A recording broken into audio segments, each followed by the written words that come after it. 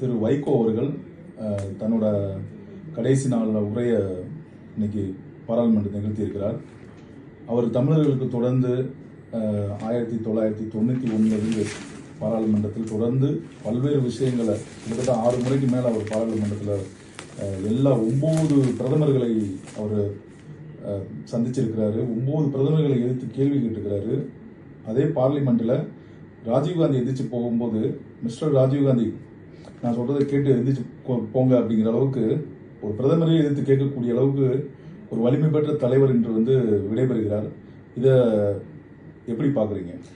எப்படி பாக்குறதுன்னு பாத்தீங்கன்னா, அவர் அரசியலிருந்தே வெளியே போற காலம் நெருங்கி விட்டதுன்னு நான் நினைக்கிறேன்.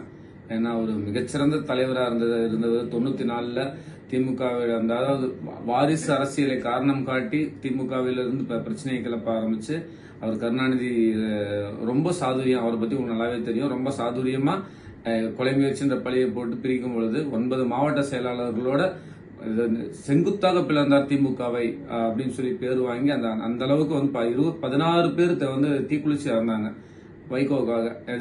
எதுக்காக? வாரிசு அரசியல் எதிர்த்து. இன்று என்ன பண்ணாரு? அவருடைய கட்சி அந்த தாயகம் அப்படின்னு சொல்லிட்டு உங்களுக்கு தெரியும். இப்ப எப்படி அறிவாலயம் மாதிரி மதிமுக தாயகம்ன்ற ஒரு இடம் இருக்குது, கட்சி அலுவலகம். அது மாதிரி தமிழ்நாடு முழுக்க அனைத்து மாவட்ட இதுலையும் அவருக்கு அந்த சொத்தை காப்பாத்துறதுக்கு தன் மகனை அந்த இடத்த நியமிக்கிறார். அதுக்கு முன்னாடி அவர் என்ன பண்ணாரு? துரை வைகோ ஐடிசி கம்பெனில ஸ்டேட் பிராண்ட்ல அவர் தான் லீஸுக்கு எடுத்து பண்ணிட்டு இருக்காரு. ஒரு நல்ல அரசியல்வாதி, நல்ல அரசியல் தலைவர். அவர் தான் அவருக்கு அந்த தொழிலை ஏற்படுத்தி கொடுத்தாரு.